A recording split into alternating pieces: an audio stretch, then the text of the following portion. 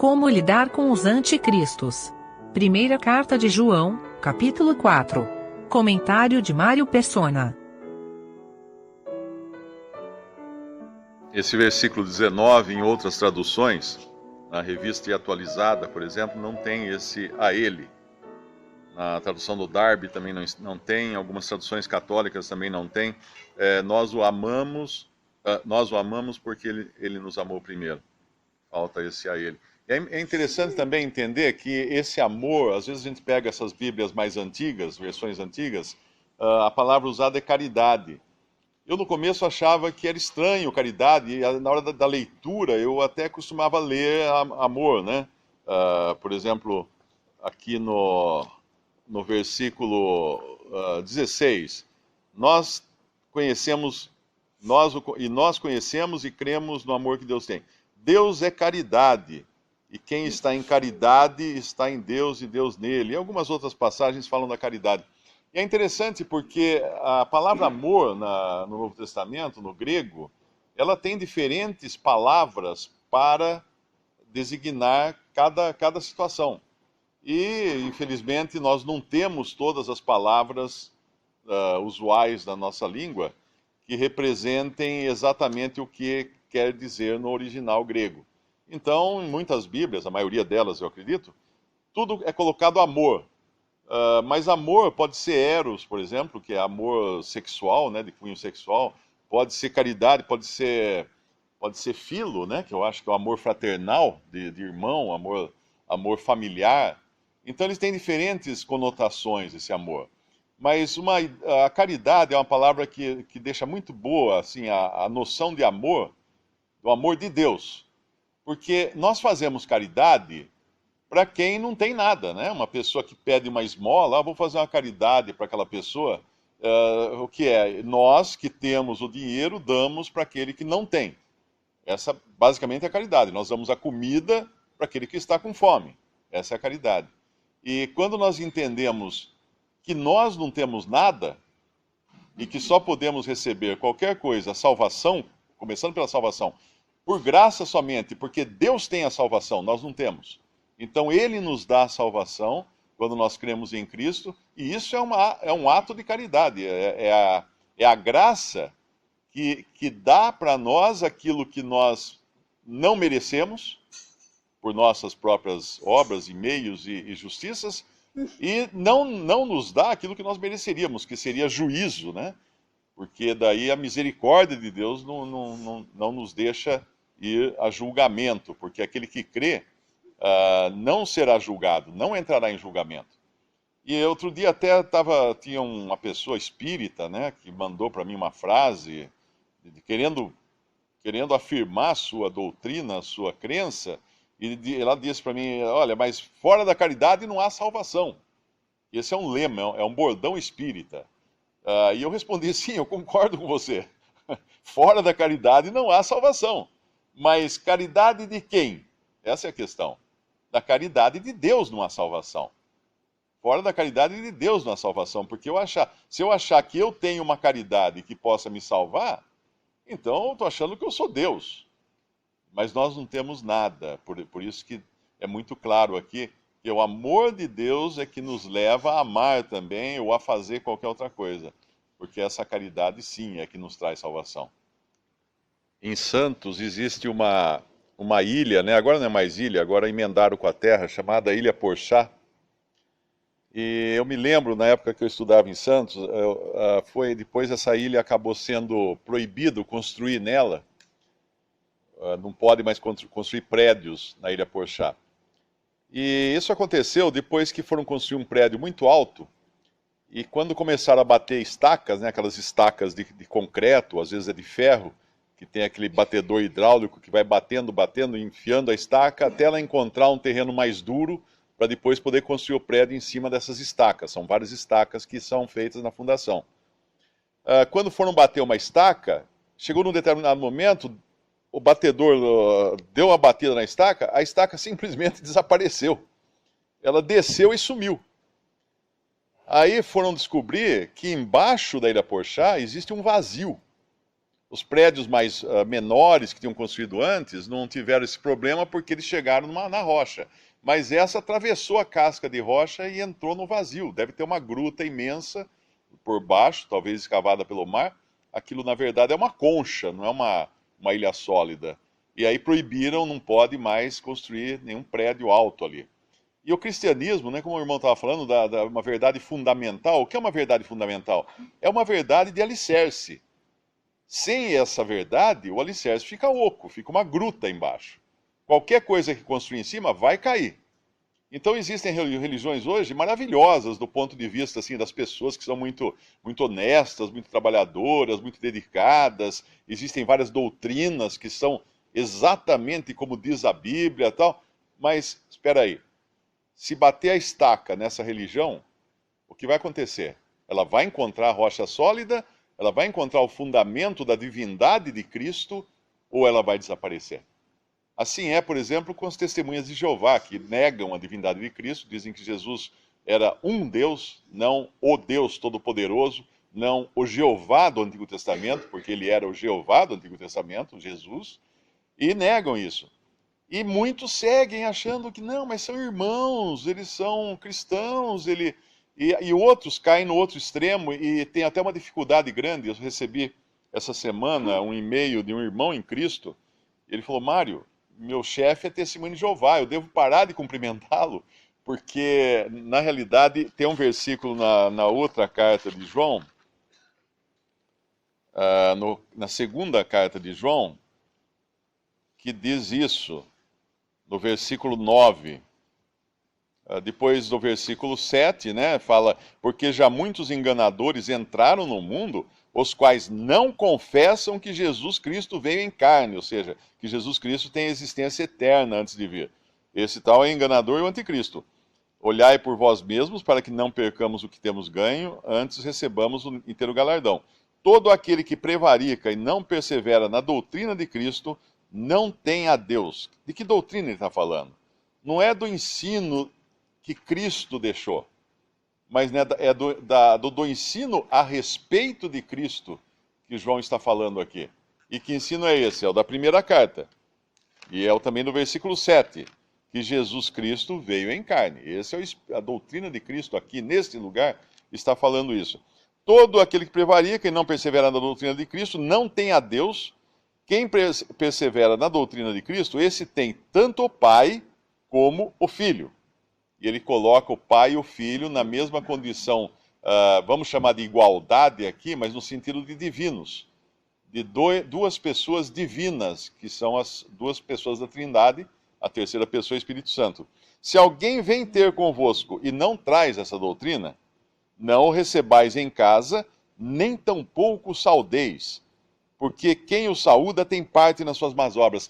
Aí a dúvida desse correspondente: então eu tenho que parar de cumprimentar o meu chefe? Ele disse: não, porque quando o seu chefe vai a você, ele não vai a você para negar a divindade de Cristo, ele não vai a você para falar da religião dele, da testemunha de Jeová. Ele vai a você para falar para você: olha, precisa entregar esse serviço lá no banco, olha, precisa fazer esse relatório, olha, precisa fazer isso e aquilo. Ele vai a você para dar uma tarefa para você.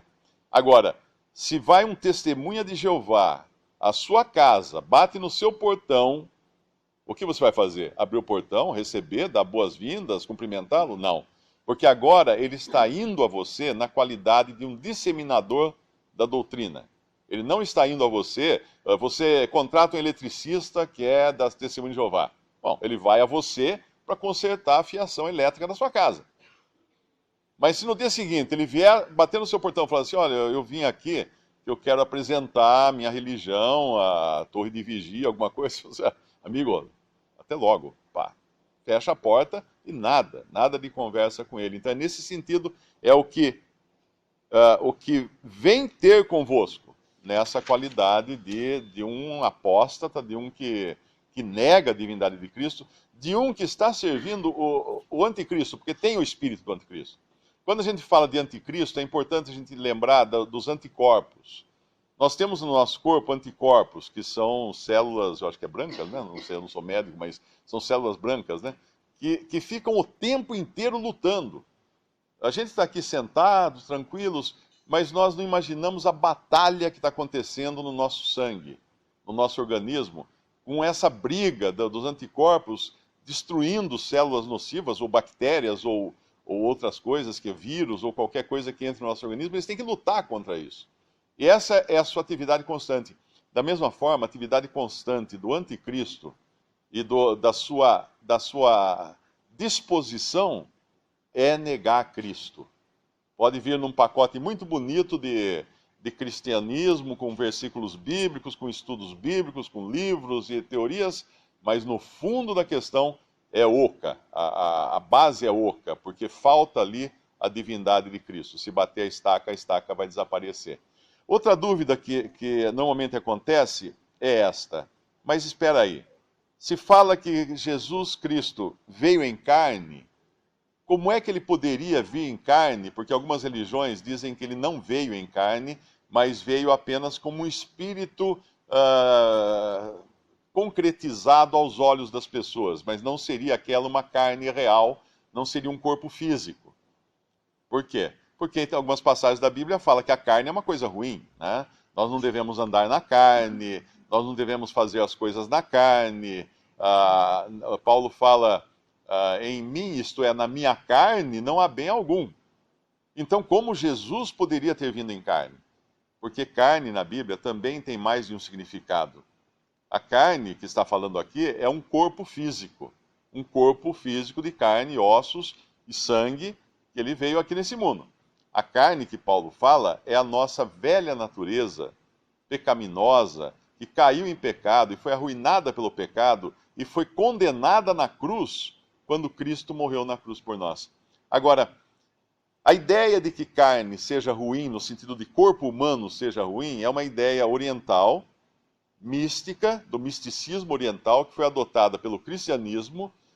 Por isso que você encontra na história do cristianismo aqueles monges, aquelas pessoas que se flagelavam, davam chicotada nas costas, aqueles que se vestiam com roupas cheias de prego por dentro para castigar sua carne, para não cair em tentação, porque vinha essa ideia de que tudo que é do mundo material é ruim, que as únicas coisas boas são as coisas espirituais, as coisas materiais são ruins. Mas o problema é que quando Deus criou o mundo, quando ele criou o Éden, todas as coisas que estavam ali, os animais, tudo, ele falou assim, é bom, é bom, é bom, é bom. Sempre que ele terminava de criar alguma classe de coisas, ele falava, era bom. E quando ele criou o homem e a mulher, porque ele só vai falar isso depois de criar a mulher, tirada da costela de Adão, ele não fala antes só, ele fala depois, ele diz, é muito bom. É muito bom. Quando ele criou o ser humano, e aí inclui homem e mulher, ele disse, é muito bom. E ele criou o ser humano num corpo de carne e ossos, um corpo que, segundo o padrão de Deus, a afirmação de Deus, é muito bom. O que aconteceu é que esse corpo foi detonado pelo pecado. E o que aconteceu também é que essa natureza adâmica, que nós herdamos de Adão, foi arruinada pelo pecado. Então é bom fazer essa distinção, porque quando Cristo veio em carne, ele veio num corpo humano, sim, mas sem pecado. Absolutamente sem pecado. Por isso que ele foi gerado do Espírito Santo no ventre de uma virgem. Ele não veio, espiritualmente falando, ou vamos chamar assim, como herdeiro de Adão no pecado. Não, só nós somos assim, herdeiros de Adão. Mas Cristo veio sem pecado, ainda que num corpo físico, um corpo de carne. E quando ele ressuscitou, ele não ressuscitou numa figura etérea, né, como alguns afirmam, algumas religiões ditas cristãs também dizem. Não, ele ressuscitou, mas não foi num corpo.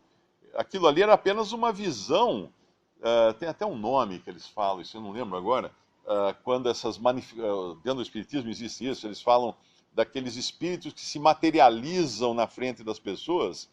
Eles têm um nome para esse tipo de matéria que eles chamam ali, e muitas religiões cristãs vão nesse engodo, né, nesse engano, afirmando que Jesus não ressuscitou de verdade.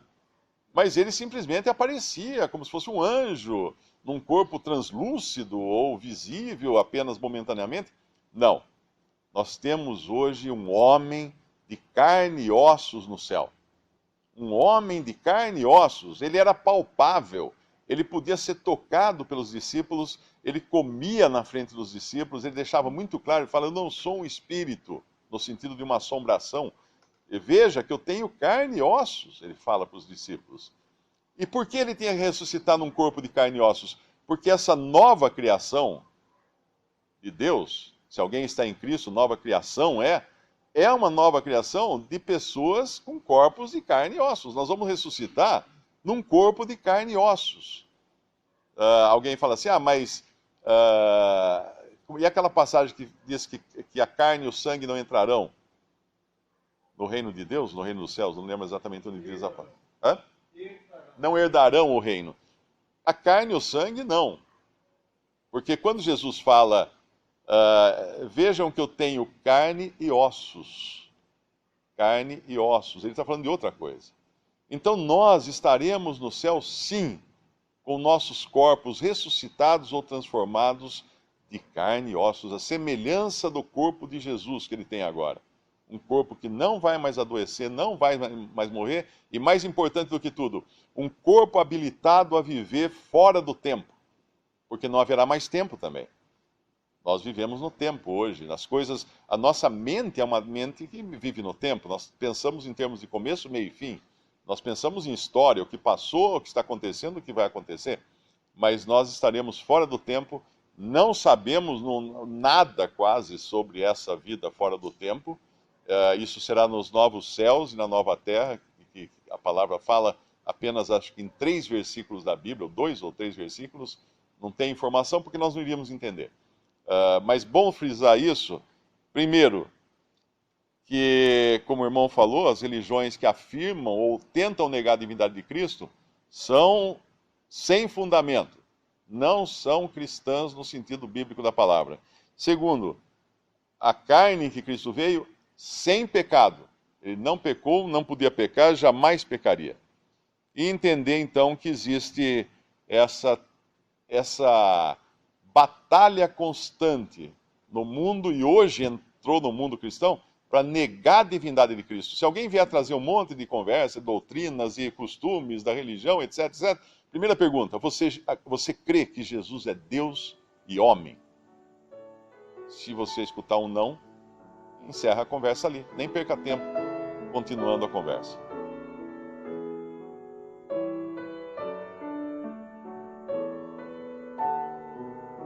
Visite Respondi.com.br.